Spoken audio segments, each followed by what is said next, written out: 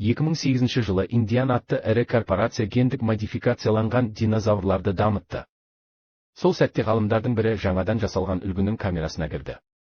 Бұл 6 аяғы бар дюрансордың мутацияланған түрі болатын. Бірақ ол қауіпсіздік есігінен кірер алдында жерге шоколад қағазын түсіріп алды.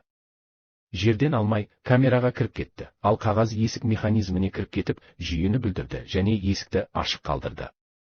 Нәтижесінде дабыл қосылып, бүкіл команда қашуға мәжбүр болды, өйткені дерексіз зертханада бос жүрді. Ғалымдардың бірі есікті құлыптауға үлгерді, бірақ барлық қиындықты тудырған сол ғалым қамалып қалды және өмірін сақтауды өтінді. Оның сорына көп ұзамай дерекс пайда болып, үлкен тырнағымен ғалымды ұстап алып, жұтып жіберді. Қазіргі уақытта гендік инженерия арқылы жасалған динозаврлар ескі саябақ жобаларының сәтсіздігінен бүкіл әлемге тарады. Алайда климаттың өзгеруімен жаңа аурулар динозаврлардың көпшілігін жойып жіберді, ал тірі қалғандары экваторлық белдеуге пана іздеді. Бұл аймақ адамдар үшін тыйым салынған аймаққа айналды, бірақ ірі корпорациялар бұл жануарларды пайдалануға әлі де мүдделі. Олардың бірі Мартин басқаратын Паркер Дженнингс. Ол бұрынғы әскери Зораны жұмыс ұсынысы үшін шақырады.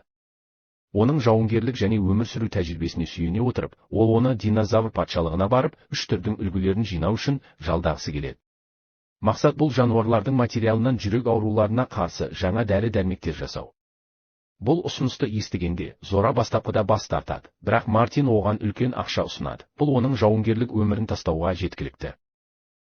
Олар содан кейін палеонтология мұражайына барып, Генриді табады. Ол, динозаврларға деген қоғамдық қызығушылықтың болмауына қарамастан, бизнесін жалғастыруға тырысып жүрген еді. Мұражайының жабылып қалуынан қорыққан доктор Генри ұсынысты қабылдап, олар табуға тиіс 3 динозавр түрі туралы түсіндіреді. Біріншісі алып теңіз динозавры мозазавр, екіншісі брахиозаврдан да үлкен құрлық түрі титанозавр, және соңында олар ең үлкен ұшатын птерозавр түрі кетцалькоатльді табуы керек. Барлығы түсіндірілген соң, экспедиция мен қауіпсіздік тобын жинау қалды. Зора Генри мен Мартинді Суринамаға бұрынғы әскерилермен кездесуге апарады. Сол жерде ол әртүрлі дағдылары бар бірнеше мүшені шақырады. Команда соңында құрылады, және олар Мартин көрсеткен маршрутпен жүреді. Олардың өзгертілген динозаврлар аралына бет алғанын сезбейді. Жолда Мартин кеменің радарларын қолданып, алғашқы нысананы Атлант мұхитында жүзген мозазаврды табады. Сол аймақта Рубен өзінің қыздары Изабелла мен Тереза колледжге кетер алдында соңғы отбасылық сапарға шыққан. Алайда қыз өзімен бірге жігітін Ксавие деген жалқау жігітті де ала келген, ол бүкіл сапар бойы бөлмесінде қалғысы келеді. Рубен қызының жігітін мүлдем ұнатпайды, бірақ дау туындағанға дейін Тереза теңізде жақындап келе жатқан бір түрлі тіршілік иесін байқайды. Сол сәтте топ кемеге бірдеңе соғылғанын сезеді, бірақ Рубен не болғанын көргісі келгенде, үлкен динозавр кемені аударып тастайды. Ол тез арада 2 қызына кеменің трюміне шығуды бұйырады, ал өзі іште қамалып қалған Ксавиені құтқаруға тырысады. Бақытымызға орай, жас жігіт уақытында шығып үлгереді, бірақ теңіз тіршілік иесі оны қуып бастайды. Жас жігіт әзердегенде кемеге қайта жүзіп келеді, ал отбасы енді теңізде қалған, аймақты алып тіршілік иесі қоршап алған. Келесі таңда Дункан кеменің басқару бөлмесінде отырғанда, Рубен мен оның отбасының радиодан шұғыл қоңырауын естиді. Содан кейін ол Зорамен оларды құтқару туралы сөйлесуге барады, бірақ Мартин және команданың қалған мүшелері мозазавр сигналына жақындап қалғандықтан бұл идеяға қарсы болады. Алайда Дункан бәрібір баруға шешім қабылдап, леклерге бұрылып, көмек шақыруға жауап беруді айтады. Бірнеше минуттан кейін Рубен кеменің жақындағанын көріп, жарық шашқыш арқылы орнын көрсетіп, Дункан мен оның командасы құтқарады. Одан кейін Зора отбасының қайығын не нәрсе аударып тастағанын сұрайды, және Терезаның сипаттамасы бойынша доктор Генри бұл мозазавр екеніне сенімді болады. Одан да жаманы, картаға қараған кезде радарда бір емес, 2 теңіз түрінің кемеге тез жақындап келе жатқаны көрсетіледі. Рубен не болып жатқанын сұрайды, бірақ Мартин жай ғана иығын қиқан еткізіп, отбасын қауіпсіз жерге тез арада қалдыратынын айтады. Алып мозазавр кеменің дәл жанында теңізге секіреді. Зора содан кейін кеменің тұмсығына барады, және Генридің көмегімен өз костюмін ілгекке бекітіп, динозаврға қарай қаруын бағыттап, үлгі жинау құрылысын атады, бірақ нысанаға тигізе алмайды. Генри содан кейін басқасын алуға барады, бірақ ол оны алғалы тұрғанда, мозазавр қайыққа секіріп, кеменің тұмсығында ілулі тұрған Зораны құлатып жібереді. Жануар содан кейін оны жұтуға тырысады, бірақ соңғы сәтте Генри Зораны кері тартып, қаруын тағы да бағыттап, нысанаға тигізеді. Құрылғы мозазаврдан қан мен тінді жинай бастайды, және контейнерлер толған кезде эжекция механизмі іске қосылады. Құрылғы ауаға ұшырылған бойда кішкентай парашют ашылады және Генри үлгіні теңізге түспей тұрып жинап алады. Бүкіл команда миссияның сәтті аяқталуын тойлайды, бірақ әлі екі үлгі жоқ, және олар Рубеннің отбасын қауіпсіз жерге қалдыруы керек. Сонымен қатар, Генри Зораға барып, Мартинге үлгіні берудің орнына оны басқа фармацевтикалық компанияларға беруді ұсынады. Доктор Паркер Дженнингстің қолында бұл үлгілермен жасалған дәрі-дәрмектердің өте қымбат бағамен сатылатынын, және көптеген адамдардың оған қол жеткізе алмайтынын біледі. Алайда олардың әңгімесі терезеден кеменің сыртында көбірек тіршілік иелерінің пайда болғанын көргенде үзіледі. Зора мозазаврлардың топ спинозаврлармен бірге оралғанын көреді. Екі түр бірге аң аулап кемені қоршай бастайды, бірақ Бобби тез арада мылтықты алып, тіршілік иелерін қорқыту үшін оқ ата бастайды. Оның сорына спинозаврлардың бірі кемеге секіріп, бір тістеп Боббиді теңізге тартып әкетеді. Көп ұзамай мозазавр суға қайта секіріп, кемені аударып тастайды, және Изабелла шетіне қарай сырғи бастайды. Рубен қызын құтқару үшін секіріп, спинозавр оны жұтуға шақ қалғанда, оны кері тартып үлгереді. Динозаврлар аңдуды тоқтатпай, жоғары жылдамдықпен ілгерілейді. Бұл Дунканды оларды жоғалту үшін кемені тасты жерге қарай бағыттауға мәжбүр етеді. Жағдай барған сайын шиеленіскенде, Рубен терезадан радио арқылы шұғыл сигнал жіберуді сұрайды. Алайда Мартин оған кедергі жасауға асығады, өйткені олардың тыйым салынған аймаққа кіргенін ешкім білсе, бүкіл миссияның бұзылатынын біледі. Ол қыздың радиосын тартып алмақ болады, бірақ қыз қарсыласып кеменің шетінен тайып кетеді. Жас әйел көмекке шақырады, бірақ Мартин бас тартып тереза суға құлап кетеді. Рубен қызының көмекке шақырғанын естиді, және оның таң қалғаны, Ксавье құтқару шеңберін алып, оны құтқару үшін суға секіреді. Қызының қауіпті екенін және кеменің динозаврларға төтеп бере алмайтынын көрген Рубен мен Изабелла да Тереза мен Ксавьеге көмектесу үшін теңізге секіреді. Ол қорыққандай, мозазавр қуғындауды жалғастырып, кемені жартастарға қарай итереді. Соққы қозғалтқыш бөлімін зақымдап, кеме басқарусыз қозғалады, ал Дункан топтың қалған мүшелеріне жабдықтарды алып суға секіруді бұйырады. Соңында кеме арал жағасына қарай жылдамдықпен жүзіп, соққыдан әрең қирайды. Бұл арада Ксавье мен Тереза қауіпсіз түрде үңгірге жүзіп жетті. Онда қыз экспедиция иесінің оны тастап кеткенін айтады. Бірнеше секундтан кейін Рубен мен Изабелла да аман-есен пайда болады, және төртеуі үңгір арқылы өтіп, алдарында әдемі пейзажды көреді. Уақыт жоғалтпай, Рубен бәріне дайындалуды айтады, өйткені олар көмек сұрайтын ауылды іздеп, алға қарай жылжуы керек. Бұл арада Мартин, Зора және топтың қалған мүшелері жағаға жетіп, жабдықтарды алуға асығады. Өкінішке орай, Нинаның жолы болмайды, және басқалармен қайта қосылуға тырысқанда, спинозавр оны жұтып жібереді, оның онымен ойнағанын көреді. Нәтижесінде команданың тағы бір мүшесі жоғалды, және Зора Мартиннен бұл жердің не екенін түсіндіруді талап етеді. Ол кезде Мартин аралдың динозаврларға арналған эксперименттер үшін пайдаланылғанын, ал зертханада әртүрлі түрлерді будандастырғанын айтады. Бұл гендік модификацияланған тіршілік иелері Юра әлемі паркіне тапсырыс берілген, ал ең жақсы үлгілері көрмеге қойылған. Ал ұсқынсыз және агрессивті динозаврлар болса, олар жай ғана аралда қалдырылған, өйткені оларды жою компанияға тек көбірек шығын әкелер еді. Барлығы түсіндірілген соң, Дункан отбасының артынан барып, аралдан кетуді ұсынады, бірақ Зора миссияны аяқтап, ақшаны алуға бел буған, сондықтан ол бәріне жабдықтарды алып, 24 сағат ішінде үлгілерді жинауды айтады, өйткені құтқару тікұшағының келуіне сонша уақыт кетеді. Басқа таңдау болмағандықтан топ келіседі, және ендігі басты міндет күн батқанға дейін қауіпсіз жер табу. Алыста Рубен мен оның отбасы Индиан логотипі бар су құбыры жүйесін тауып, оны ең жақын ауылға апарады деп шешеді. Зора мен оның командасы жыртқыштардан ізін жасыру үшін ұзын батпақты кесіп өтуі керек. Ол жай ғана иығын қиқаң еткізіп, кеменің динозаврдың кесірінен аударылғанын және оның көмектесе алмағанын айтады. Зора жауапқа қанағаттанбайды, бірақ батпақпен жүріп отырып, құрғақ жерге жетеді. Топ біраз демалуды шешеді, бірақ көп ұзамай судан шығып тұрған үлкен қармақты көргенде шошып кетеді. Уақыт жоғалтпай, команда қалың орман арқылы сапарын жалғастырады. Мартин көлге барып, суықты суға толтырмақ болғанда, кенеттен әскери таныту белгісін тауып алады, ал жоғарыға қарағанда ағаштардың бірінен ілулі тұрған үлкен тікұшақты көреді. Бірнеше күн бұрын қаза тапқан ұшқыш тапанша ұстап тұрған, Мартин оны таяқпен алады. Орманның басқа бөлігінде Рубен отбасымен бірге таяқтар табады, олар жолдағы кедергілерді алып тастауға көмектеседі. Біраз жүргеннен кейін, күн бата бастайды, және отбасы демалу үшін лагерь құрады. Бұл жолы Ксавье қарауылда тұруды ұсынады, ал Рубен қыздарының қасында ұйықтауға мүмкіндік алады.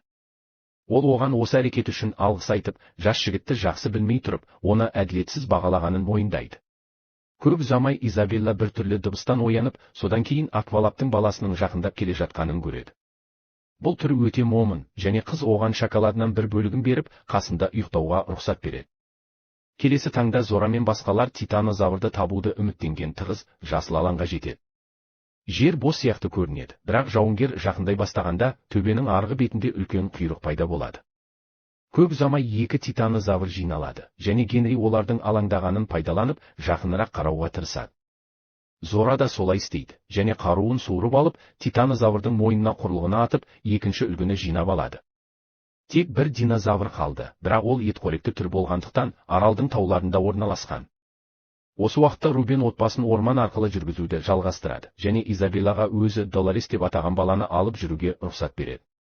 Алайда жолда төртеуі үлкен төбеден құлап кетеді, ал Рубен аяғын жарақаттап алады. Дегенмен бәрі жақсы, ал Тереза жақын маңдағы порттан кемені көреді, онда жабдықтар болуы мүмкін.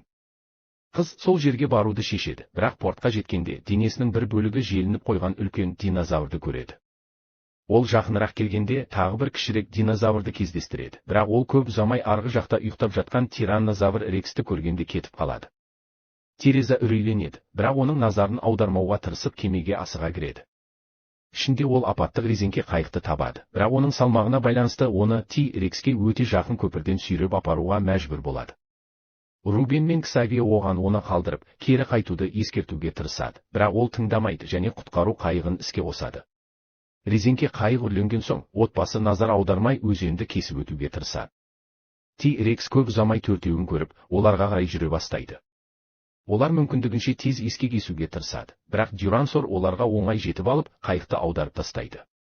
Алып жыртқыш жемтігімен ойнап, көлді айналып жүреді, ал Рубен отбасымен бірге жүзіп кетеді.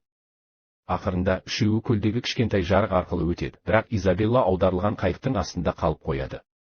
Қыздың айғайын естіген Рекс қайықты тістерімен ұстап алады, бірақ қызды ұстай алмайды, ол отбасына қарай мүмкіндігінше тез жүзіп кетеді. Төртеуі содан кейін кішкентай тас жарығының артына жасырынады, ал Рекс оларға қайта шабуыл жасауға тырысады, бірақ басы қыстырылып қалып, аң аулауды тоқтатады. Бәрі жақсы, және ғажайып түрде қайық жойылмаған, сондықтан төртеуі көл арқылы сапарын жалғастыра алады.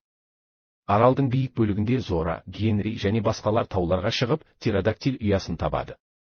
Мартин ересек динозаврдан материал жинаудың орнына, оның жұмыртқаларының бірінен тікелей жинау қауіпсіз болады деп ұсынады. Генри бұл идеямен келіседі, және Зора мен Леклеркпен бірге үшеуі таудан үңгірге түседі.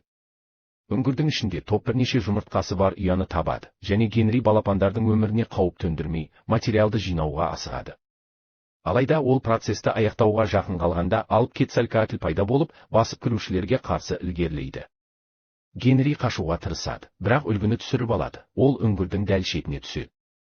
Жолдастарына көмектесу үшін Леклерк жануарға зымыран лақтырады, бірақ бұл оны одан да қозудырады, және ол оған шабуыл жасай бастайды. Мартин мен Дункан оны кері тартуға асығады, бірақ жағдай одан да нашарлайды, себебі террорист Генри байланған арқанды тартады. Нәтижесінде ол үңгірден шығарылады, бірақ Зора тым кеш болмай тұрып оны ұстап қалады. Сонымен бірге Мартин мен Дункан арқанды қайта тартып, оның террористтің тұмсығымен толығымен жұтылып кеткенін көреді. Екеуі содан кейін жануардан қашады, ал Генри үлгіні ұстап қалады, бірақ эжекция құрылғысы іске қосылып, оны қолынан ұшырып жібереді. Одан да жаманы, Генри байланған арқан үзіліп, доктор көлге құлап кетеді. Бақытымызға орай, оның құлауы сумен жұмсартылады, және соңғы үлгі оның дәл жанына бүтіндей түседі. Доктор содан кейін топтың қалған мүшелерімен қайта қосылады, және енді миссия аяқталған соң, олар аралдан кете алады. Түн жақындайды, және Рубен отбасымен бірге ескі үнді базасына жетеді, бірақ ешкім жоқ. Бірнеше минуттан кейін Зора және оның командасы да оқиға орнына келіп, тікұшақтың келуін күтетін базаның тікұшақ алаңын іздейді. Жолда Зора жердегі іздерді көреді, және олар Рубеннің отбасына тиесілі деп ойлайды. Ол оларды іздеп шығады, және оларды аман-есен тапқанда жеңілдейді, бірақ Тереза ашулы және Мартиннің қайда екенін білгісі келеді. Ол пайда болған бойда қыз оған радио арқылы көмек шақыруға кедергі жасағанын және оны кемеден құлатып жібергенін айтады. Мартин оны құтқаруға бара жатқанын айтып, жасыруға тырысады, бірақ көп ұзамай бәрі оның нақты ниетіне күдіктене бастайды. Ашылғанын көрген Мартин Зораға және топқа қарай мылтығын кезеп, үлгілер салынған чемоданды беруді талап етеді. Одан кейін ол бәріне құтқару тікұшағын күтуді айтады, бірақ кенеттен топ базаның айналасында біртүрлі дыбыс естиді. Олар содан кейін зертхананың жанармай құю станциясының ортасында болады, ал дүкеннің ішінде қатты музыка ойнай бастайды. Дыбыс пен жарық бұрын соңды көрмеген динозавр түрін птеродактиль мен велоцираптордың гибридін тартады. Рубен отбасымен бірге дүкен ішіне жасырынады, ал гибрид төбеден өтіп, олардың артынан кетеді. Изабелла Долореспен бірге тоңазытқышқа жүгіреді, ал есіктің шағылысуы арқылы жануар оны көріп, жемтігін іздеуді жалғастырады. Жол ашық болған бойда қыз отбасын жинап, олар сөрелердің бірінің артына жасырынады. Жануар жақындаған сайын, Рубен еден астындағы туннельдің қақпағын көріп, қашу жолын ойластырады. Төртеуі туннельге асығып түсіп, шығу жолын іздейді. Сыртта Зора мен Мартин көліктің астына жасырынады, ал гибрид оларды жұтуға тырысады. Сонымен бірге Генри мен Дункан басқа бағытқа жүгіріп, динозаврлар жасалған зертханаға жасырынады. Онда олар компьютерде кеме күтіп тұрған портқа апаратын құпия туннель бар екенін көреді. Көп ұзамай екеуі аймақтың үстінен ұшып бара жатқан тікұшақты көреді. Дункан топтың қалған мүшелерінің артынан баруды шешеді, ал Генри ұшқыштарға оларды алып кетуін айтуы керек. Доктор бұйрықты орындайды, бірақ ол зертханадан шыға бергенде, 6 аяғы бар алып тіршілік иесі есікті бұзып кіреді. Аймақтың үстінен ұшып бара жатқан кемені көрген Мартин екі ойланбай, жалғыз өзі кетіп қалады, Зораны қалдырып, үлгілерді өзімен бірге ала кетеді. Жауынгер содан кейін бұталар арасына жасырынады, бірақ ол, гибрид динозаврдың Рубен мен басқалардың дауыстары естілетін туннельге кіргенін көреді. Сол кезде Генри тікұшақ алаңына жүгіріп, тікұшақтардың назарын аударуға тырысады. Кенеттен ол жарқырауы оттар қорабын тауып, бірін атып жібереді. Бұл ұшқыштардың назарын аударып, қонуды бастайды. Алайда олар тікұшақ алаңына жақындағанда тұманнан қорқынышты Дирекс пайда болып, кемені бір тістеп жұтып жібереді. Дункан бәрін алыстан көріп, қобыжықтан жасырынуға тырысады. Ол кезде туннельден Рубеннің дауысын естиді. Содан кейін Генри де пайда болады, бірақ отбасын шығармай, Дункан бәріне ішке кіруді айтады, өйткені туннель оларды қашу кемесі бар портқа апарады. Бәрі ішке кірген соң, олар туннель арқылы жүріп өтеді, ал Мартин де портқа қарай бет алады. Топ сол жерге бірінші жетуі керек, өйткені Мартин кемені бірінші тапса, олар аралдан қашуға жалғыз мүмкіндігінен айырылады. Жолда топ Зораны кездестіреді, ол екі ойланбай, тапаншасын суырып алып, оларға шақ қалған гибрид динозаврға оқ атады. Туннель қауіпсіз болған соң, олар портқа жетуге асығады, бірақ өткел темір тормен жабылған. Сыртта өткелді ашатын басқару панелі бар, және бәрі торды итеру үшін жиналады, бірақ еш пайдасы жоқ. Изабелла тордан өтіп панельге жүгіреді, бірақ рюкзагында Долорес Дирекстің жақындап келе жатқанын ескерту үшін қозғала бастайды. Ақыры Изабелла есікті ашады, бірақ үлкен жануар пайда болып, бүкіл топқа шабуыл жасамақ болады.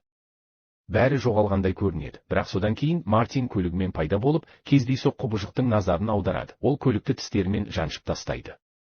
Мартин үрейленіп, үлгілермен қашуға тырысады, бірақ Дирекс оны ұстап алып, жұтып жібереді, чемоданды қалдырады. Зора тез арада чемоданды жинап алады, және олар портқа қарай бет алады, бірақ құбыжық оралып, Изабеллаға қарай ілгерілейді. Қызды құтқару үшін Дункан тағы бір жарқырау отты жағып, суға секіріп, Дирексті өзіне тартады. Ол жануарды орманға қарай апарады, ал Зора досын айғайлап шақырады, бірақ ол тек оның жарқырау отының ағаштар арасында өшіп қалғанын көреді. Дункан топты құтқару үшін өзін құрбан етті деп сенген Зора кемеге асығып, бәрін алып кетеді. Соңғы әрекетінде Дирекс оларға шабуыл жасауға тырысады, бірақ топ қашып үлгереді, ал үлкен динозавр аралға оралады. Зора тағы бір жолдасын жоғалтқанына қайғырады, бірақ алыстан тағы бір жарқырауы от жанады. Топ артқа қарап, Дирекстен қашып үлгерген Дунканды көреді, және оны жолдастары құтқарады. Енді бәрі бірге болған соң, Рубен кемені аралдан алып кетеді, ал Изабелла Долоресті рюкзагына салып алады. Осы қорқынышты сапардан кейін, олардың барлығы аман-есен.